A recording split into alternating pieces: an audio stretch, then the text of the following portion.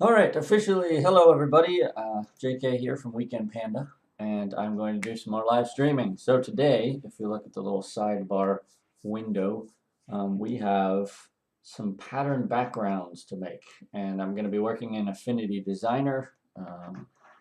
If you don't know Affinity Designer, it is a program that is a lot like Illustrator. So it's vector-based art program, which means that it uses math to calculate things, and that's always fun. And it's a great alternative to Adobe Illustrator. There's also a companion program called Affinity Photo, which is their version of Photoshop. Both programs are available for relatively inexpensively, and they're not a subscription model, which is something that I'm a big fan of. I like owning programs outright. So hence why I work in them. But honestly, now that I've gotten used to Affinity Designer, I would never want to go back to Illustrator because I just find it more fun to use. I just enjoy it more. Illustrator and I always hated each other in certain ways because it just didn't like me and I didn't always like it. So, unlike other days, if you've been to any previous streams, I'm going to be working on my main monitor in front of me and not the Cintiq over on the other side. So, I may glance over there every once in a while to check the chat, but I'm going to leave my webcam on this time so you can just see the furrowed brow expressions as I go through this design process.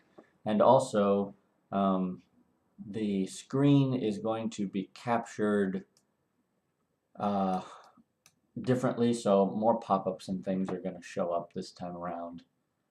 Long story, so we're just going to deal with it. But I need to figure out where I'm saving some things, so hang on one second. I'm going to see all these hidden things. It's not really hidden. I'm going to...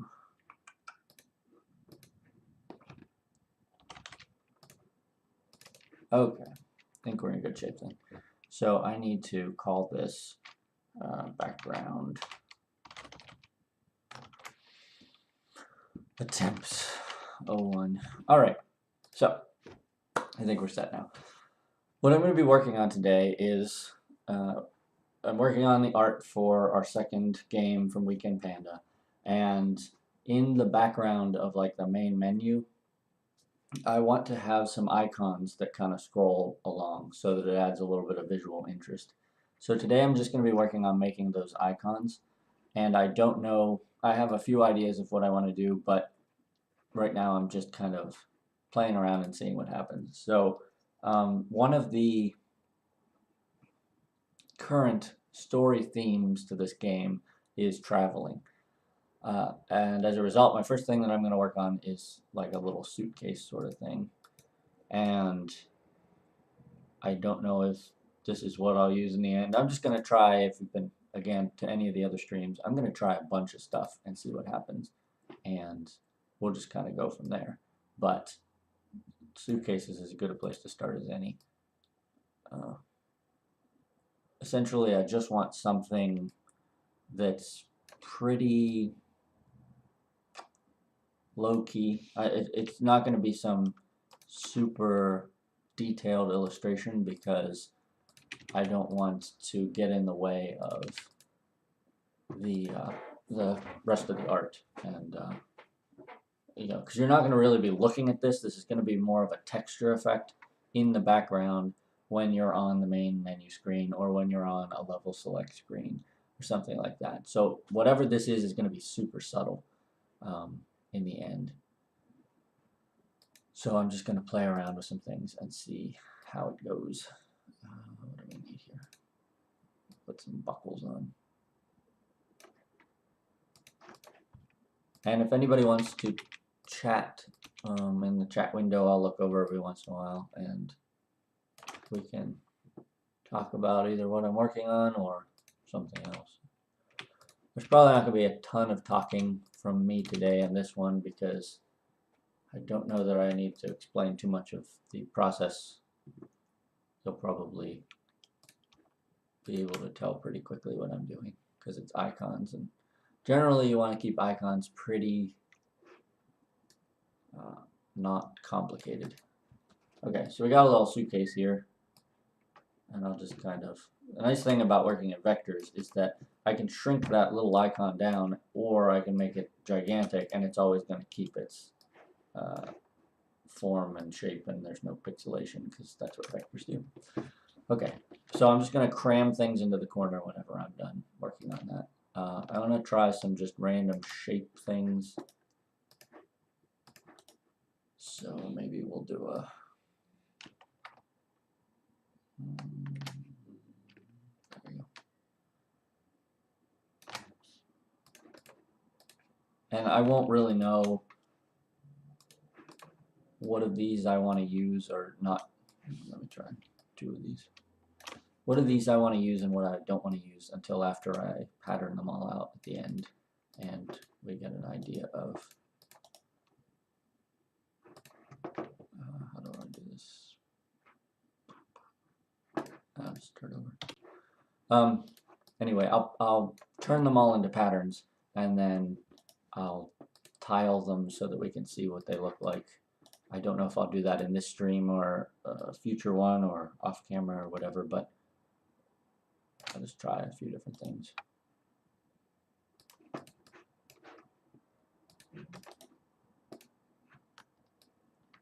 So, in case you're interested in learning a little bit about Affinity Designer, you'll note that here I've been using this menu up at the top. This is where you can add shapes and subtract shapes and divide shapes and all sorts of things. So I'm just basically copying and pasting the same shape, and then I'm holding down Control and Shift to move it from its center point in different directions, and I'm just kind of eyeballing things to get an idea of just different forms and shapes and things to play around with. Yesterday's stream I worked on designing some trees for the background of the game and for some of the main levels and such. And one of the trees I came up with was this square tree with like rounded corners that I really liked. So maybe I will try something along those lines too. So I have 2 images here, or 2 shapes here. This one and then the bigger one. And so if I select both of them and I go up to the top here to the subtract, it'll take out the one that's on top. So that's what I've been doing there with those. All right, we will copy that. So as you can see, I'm just kind of doing shapes and designs and different things, and I just kind of want to know the direction that I'm interested in heading in before I really make a commitment to what it's going to be for the final.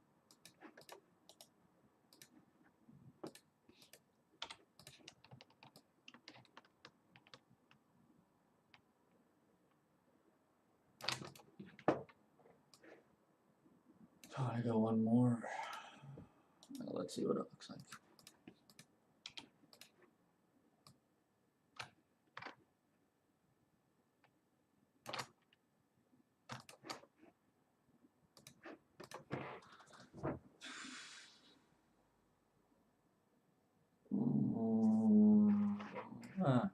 Just keep both.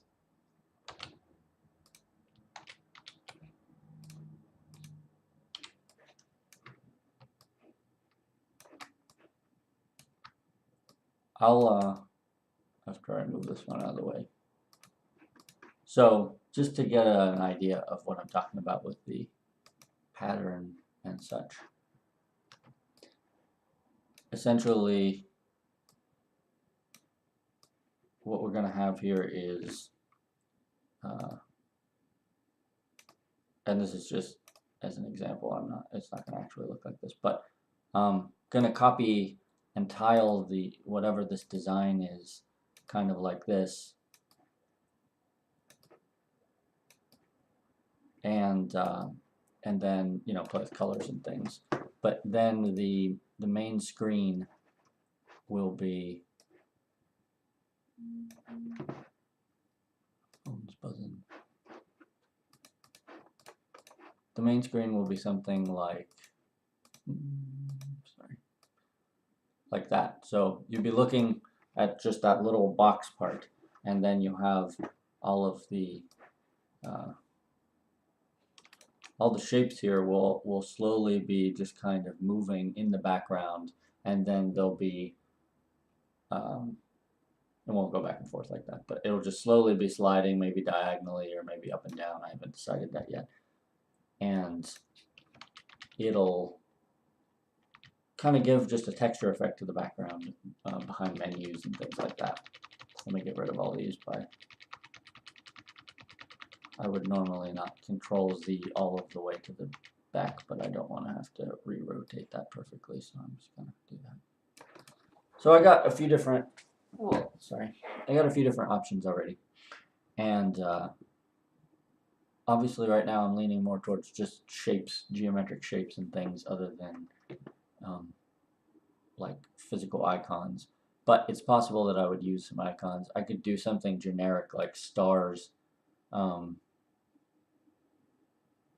Designer has a bunch of just shape tools that you can use. Let me turn off the strokes. It just has a bunch of shape tools that you can use, and then you can go ahead and add points to stars, or you can increase and decrease like the radius of the star, so you can create some really, actually I kind of like that. Maybe I'll throw that up there. You can do all kinds of interesting things with just the shapes that the thing has built in, which is pretty nice. There's like a more cog kind of thing, and you can increase the number of sides it has and then how much cutout it has. I guess that one's not quite like a cog, but still. So there's a lot of options there that I don't have to necessarily design everything from scratch, which is a big plus. So get rid of that. That's super frightening, and I don't like it for this game, but I like the effect, so I'm just going to keep it because why not? That looks like the gaping maw of some sort of monster. Not right for a game about pandas, but that's alright. What else we got here? Oh, there's the cog tool. They even have like a cloud tool. You can make random clouds. It's really cool. Hearts.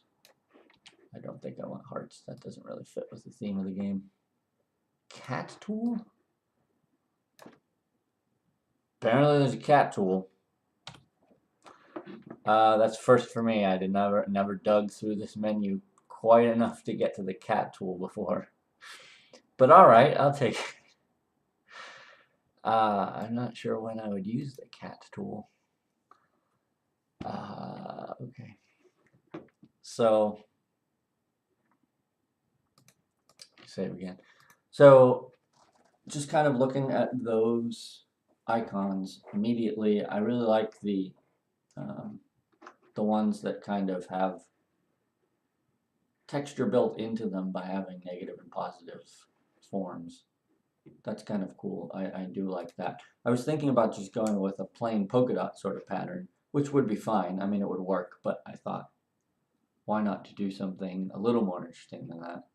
So that's kind of why I was starting messing with different stuff. What else do I want to do here? Oh, I was gonna do some like maybe some like daisy kind of shapes. So I'll borrow the teardrop tool.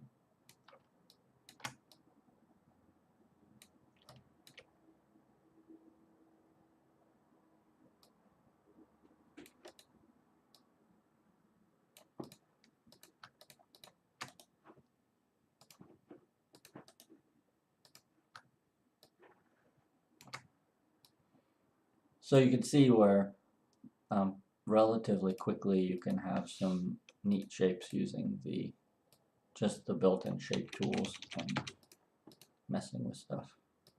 I'm going to try something like that for what's the shape. If I wanted to do this better, I would measure everything and have, but that's okay. I'm playing around for right now. Copy.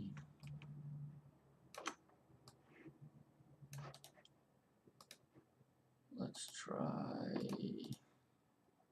How am I going to do this? I don't know. Oh, wait.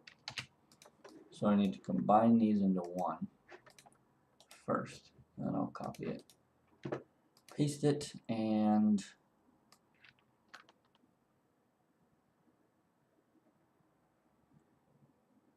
let's see what happens.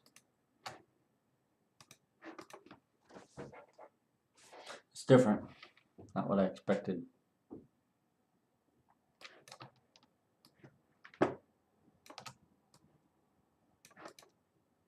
It's not terrible. Let's try a variation on that where you shrink this one down just a little bit. Subtract it. Whoops. And then you put another one in the middle. Kind of hippie. That's interesting. Put that there, smaller.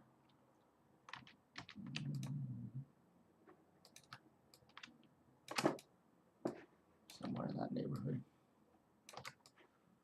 Sometimes it's fun to just play around with stuff like this because you just don't know what you're going to randomly stumble upon. I definitely didn't intend to make anything like that, but just via fun things you can come up with stuff.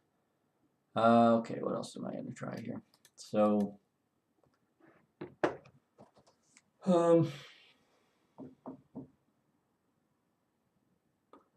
I have the suitcase icon, so I could try some other icons that might fit with the theme of the game, but I'm not sure 100% how many would be.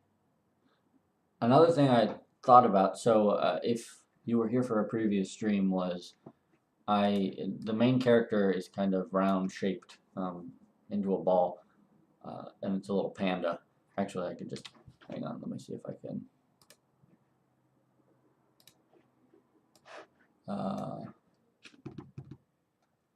I will try and import it for a second. Go find it. There it is. Alright, so it's this guy. This is the main player character, or one of the main player characters. Very round shaped little panda. So one of the things that I was thinking about was having this be the background element, and maybe just kind of doing some sort of fun rotational, like maybe he could rotate in the background. That was one idea, or you can just go with straight up repeating pattern of pandas.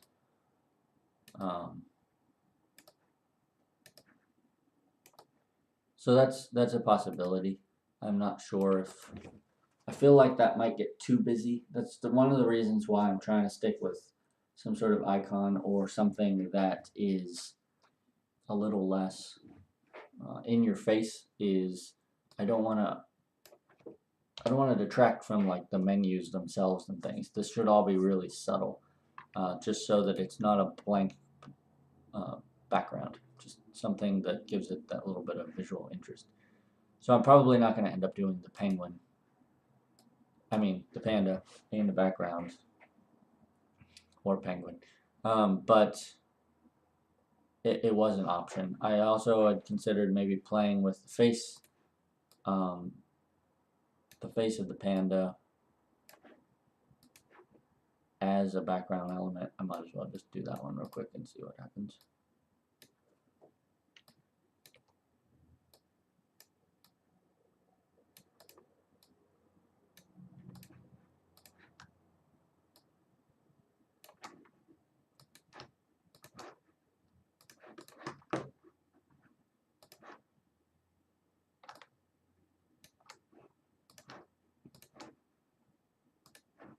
So that's kind of his face a little bit.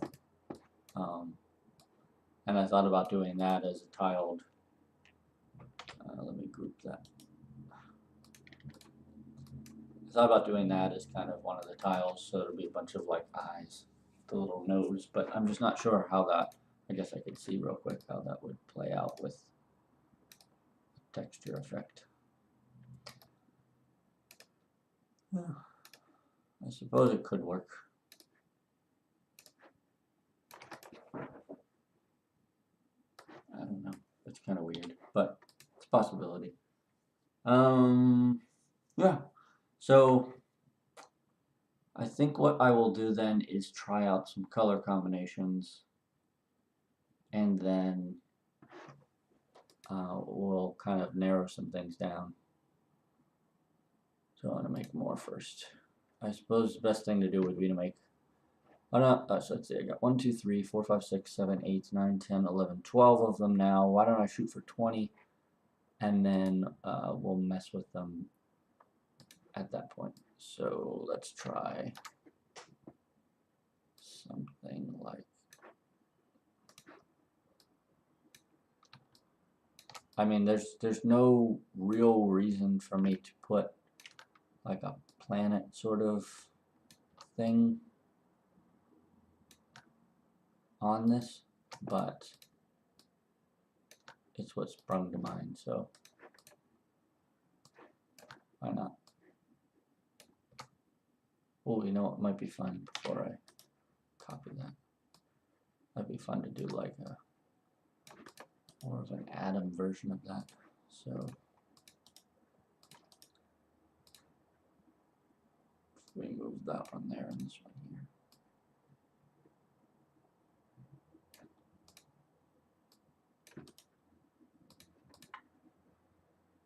I don't like that third one.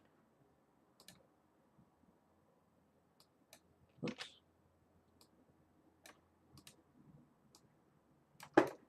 Something like that might be interesting, I don't know.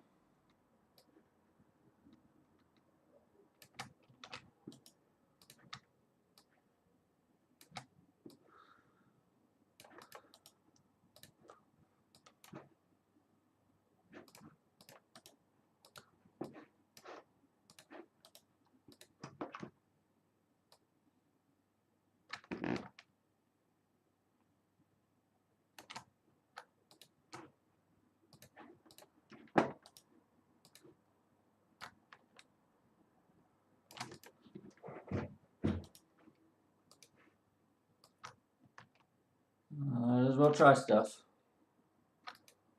See what happens. What do you think of that? It's different. I don't know if it fits this game, but one thing that I think I mentioned in a previous stream, but if I didn't, forgive me, is a really nice thing about doing concept art or designing a bunch of things and doing brainstorming ideas just like this is not everything you make is probably going to be the right fit for what you're doing, but in the future you may end up needing something like this, and then you could just go back and essentially steal from yourself, and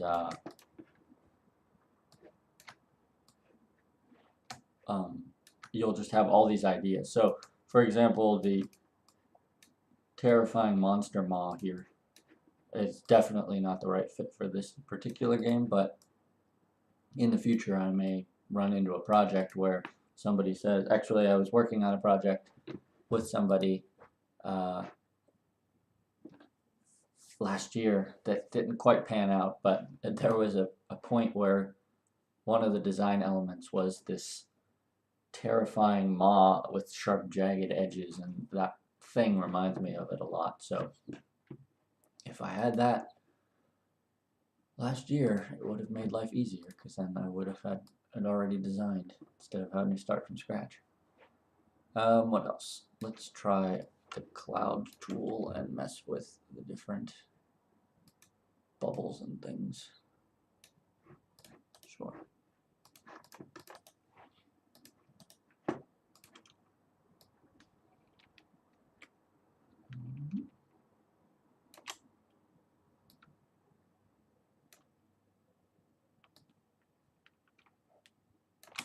So I mean, I won't use all of these for this game, but it's quite possible that someday in the future I will need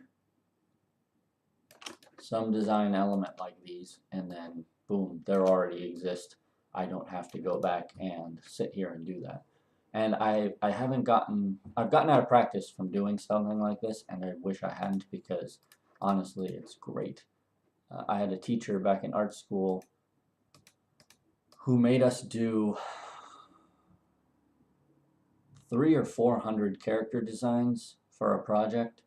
Like, you had to design several hundred characters, and the whole thing was essentially we were allowed to determine our grade because it was quantity and not necessarily quality. So if we did 100 of them, we would get a D, and if we did 200 of them, we would get a C, and if we did 300 of them, we would get a B. And then um, the point of this homework was not torture, even though it felt like it at the time, but it was this. It was, you don't know what you're going to eventually discover when you do that many versions of something.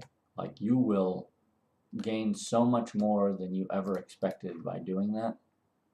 And so that was kind of the lesson that she was teaching us, was don't be afraid to just kind of go nuts and do stuff like this, because later down the road you may. It taught me, let me just say, it taught me that I don't lack ideas. Sometimes as artists we can kind of get stuck. You kind of get stuck in this place where it feels like the well is dry. It's kind of like writer's block, but for artists. And writers go through it too, obviously. That's why we have writer's block. And just producing en masse, like just producing and producing and producing, will prove to you that there is no real such thing as writer's block. What it is you're kind of afraid to make a mistake. And when that happens, then yeah, it sucks, because you feel like you don't have any ideas and such anymore. But really it's just not. It's not the case. You have plenty of ideas. Your brain can keep working and coming up with things, and you'll be fine. To power through it is really, really helpful. So highly recommend, if you ever get stuck, if you're ever just like, I don't know what to do here, just go nuts and just design 1,000, or not, well, if you can do 1,000, that's great, but 1,000 is hard. So if all you can do is 200, design 200 somethings, because if you design 200 of something, I promise you will have a different perspective on what you can and can't do, because suddenly, sorry, I got distracted by my own work. Suddenly you will know that you don't have a block. You just need to get out of your own way.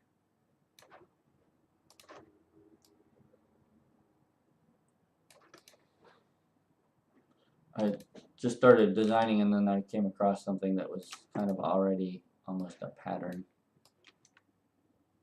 That's kind of interesting.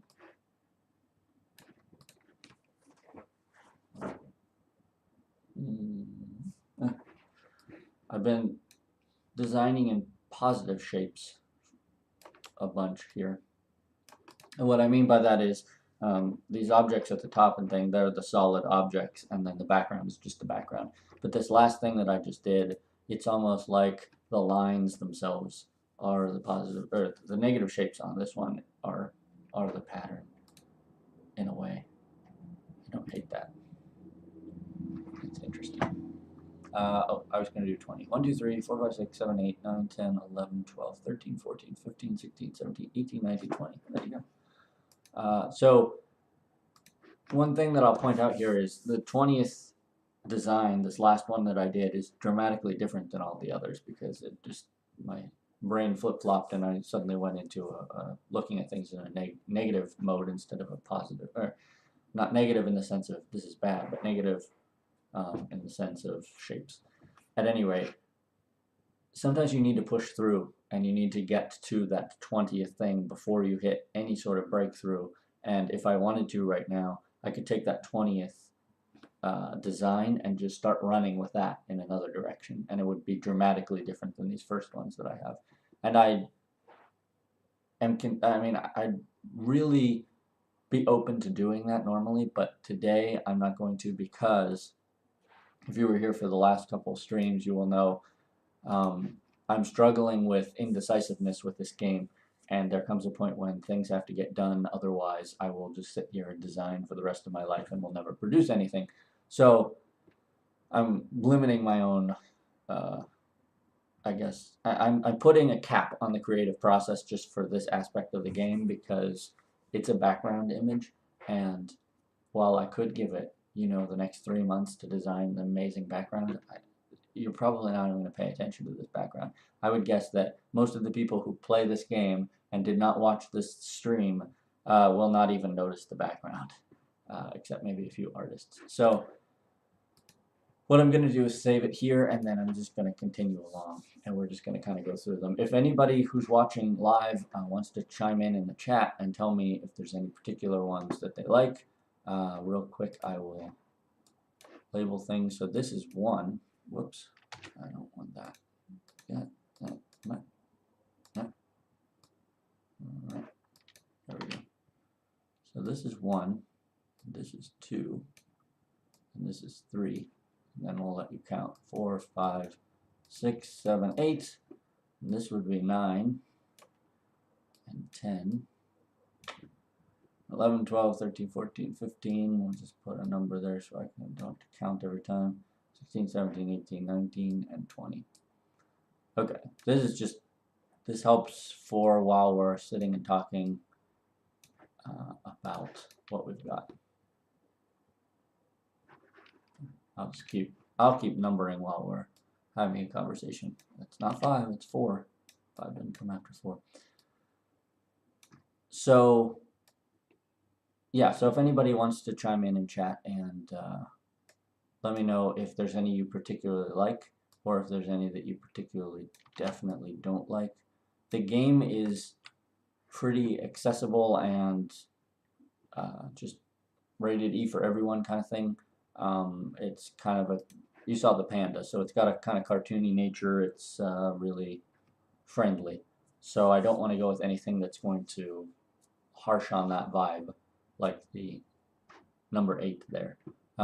But if you like number 8, still let me know, because it never hurts to have other people's opinions. So I'm going to sit back now for a moment and just silently stare at these, which is super interesting to watch in a live stream. But I just kind of need to figure out which direction we're heading and that sort of thing. So I guess speaking out loud while I'm running through things, I will get, hang on, we'll put a star using the star tool and make it yellow. This is when I'm going into far too complicated things for nothing. There we go. Okay, so now I can star some things that I like and go back to them. Okay, so I'm not against, that didn't work.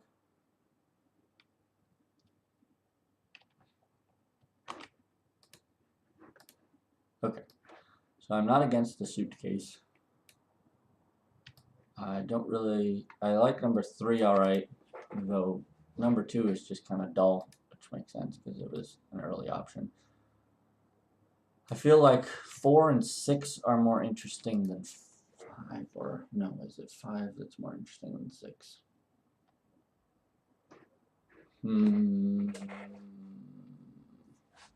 We'll come back to that. I like the concept of 7, 8. Oops. 8 definitely doesn't work for this. I like 9, 10, and 11. I feel like 11 is going to be too distracting. I like it a lot, and I would use it for something, but I don't think that it's right for this particular project and this particular application. I like the concept of 12 there, but it's not right for this. It's just, it doesn't work. 13, 14, 15 are interesting, but not really for this. 15 is.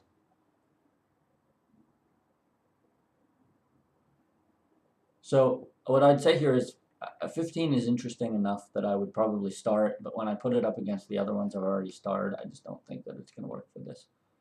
Not a fan of 16. 17 is okay, but do I really want okay? I don't know. And I like the idea of 20, but I feel like 20 is going to be more complicated than it should be, so I would probably eliminate that. Okay, so let me save this and save a variation on it. Temps 2.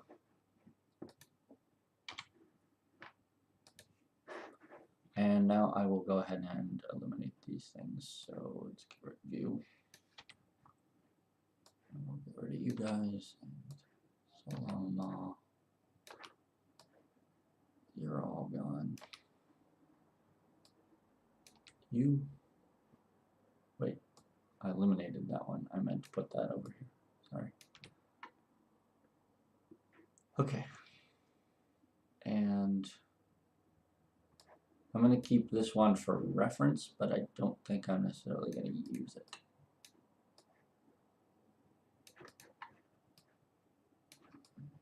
These guys over. Okay. So this is kind of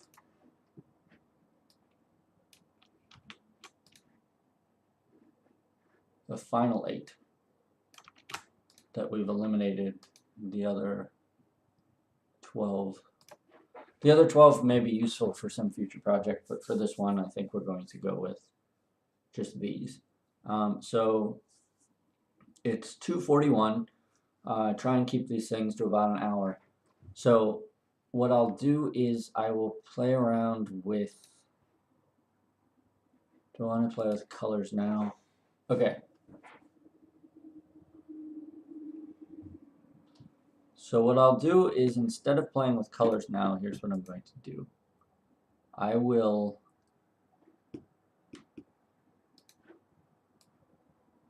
just check all of these against their opposites, their inverse color patterns. So for example, let me just duplicate this layer, move that down, and then we'll make the background the light colored one, and then we'll duplicate these others and move them down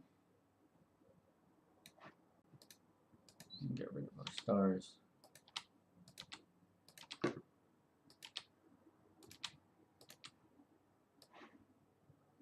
I'll probably need to get rid of our numbers too, but that's fine. And then we'll create the inverse of them.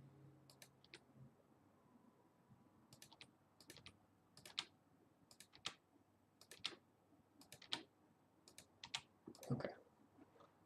So this kind of gives me an idea of, how they would work if I made the background lighter versus them darker versus having the background be darker and them slightly lighter. And that'll give me a better idea of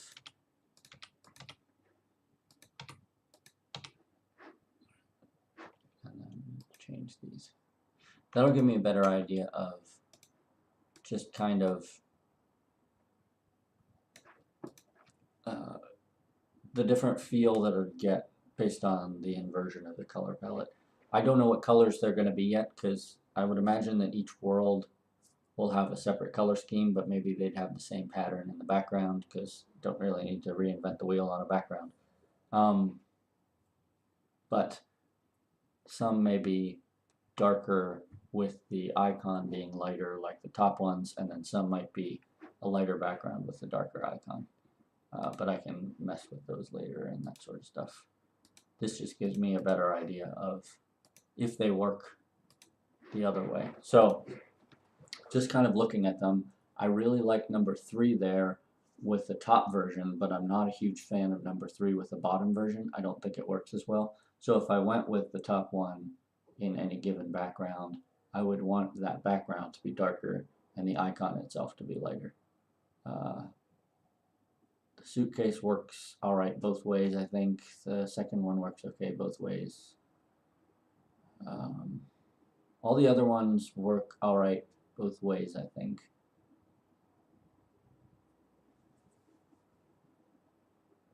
I'm not sure that the last one, number 8 there, I don't know if this one works as well as this one. It's different, but I don't think it's the right fit for the game. But that's more for reference anyway, so it's fine. I actually, number 6 here, this like flowery one, I kind of like that better on the bottom than the top. The top feels like smoke more, and the bottom one feels more like a Hawaiian flower, which is kind of a nice effect. So, cool. All right, so we have some things to think about and look at, and I'm probably going to wrap it up there. It's about quarter till, so still a little early, but I think that's a good stopping point for now. I'm just going to kind of let my brain process these and then start playing around with some colors. It's one of those things that until you put it in the pattern and you put all the other elements on top of it, you're probably not going to get a crystal clear idea of if it's going to work or not. So I may have to end up taking, you know, another 4 or 5 of these, turning them into their patterns, and then trying some different colors and putting like the title on top and the play button on top just to see which ones get the right feel. And I think that'll help a lot, because then I'll have a better direction to go with kind of the UI elements. Generally speaking, you want to tie in a lot of the elements to a game when you're making it, or any project. Any art you're doing, you want to have elements that play nicely with each other. So if you have something with a lot of rounded edges, for example, you don't want to just chuck in an element that's jagged and just doesn't fit. Or colors do that a lot, you know. If you have really vibrant colors and then you stick some really dull color in there, it's just not going to have a good flow. So doing this background design is going to help me a lot to determine the overall style of the whole game, because right now all I have is kind of that loose panda design that I showed you earlier, and I'm not 100% sure where to go from there. But it's a process. You know, you figure it out as you go, and then you make a decision and you move on. And so I think that's where we're at right now. So thanks everybody for coming and watching. Couple things that won't be as useful for pre-recorded, but are at least useful right now live. This week, next Friday, 1 week from today, because it's Friday the 13th today, 2018. 1 week from today is the Ludum Dare game jam. And if anybody doesn't know Ludum Dare, they can go to the website. It's LU, here, I'll just type it. The Ludum Dare, I'm pretty sure that's how you spell it. Watch me, I won't spell it right. Ludum Dare Jam is actually where we got started. My wife and I said, you know, I really want to make a game. So there's this thing, Ludum Dare, it's 3 days long, I think it's 72 hours, where you get a prompt and you make a game. And I said, let's do this thing. So we did, and that kind of kick-started this whole thing, because we had always talked about doing a game together, but we never quite actually did it. So Ludum Dare is a great way to just jump into game development. You'll fail a lot, but that's okay, because everybody else is around you failing a lot. So that's really a nice element to it. And as long as you get some sleep, it's generally a pretty pleasant experience.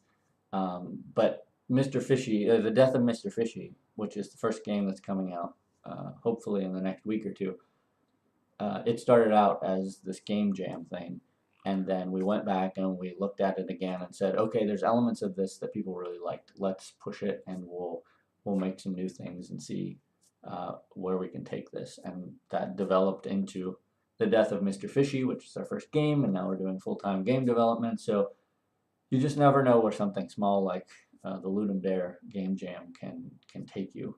And even if you just do it for fun, it doesn't ever have to lead to anything else. But it's a lot of fun. So you might want to check it out if you're at all interested in game development. It's a fun time. You can work with a team during the jam. So if you're really big into coding but you don't have any art skill, or the vice versa, which is my case, I can do art all right, but boy, you try and get me to code anything and it'll break instantly. But the fact that you have a team, you can have a team, is pretty great, because that means you can work with somebody else who maybe has a higher skill set in some other department. My wife is a software engineer, so that was a good fit. I can do all the art, she can do making the artwork. At any rate, if you want to check out Ludum Dare, we're going to give it a go one more time this coming weekend. It's a good time. So, all right, that's about it. And if you have any questions for me, you can stop by Twitter. Otherwise, I will let people know when the next stream is sometime in the coming few days. I don't have the schedule for next week, but if there's a particular time that works for you and you want to attend a live one, let me know. I will try and work the schedule around it. So, okay, I'm going to find the turn this off buttons, and I will see you guys next time. Thanks for coming.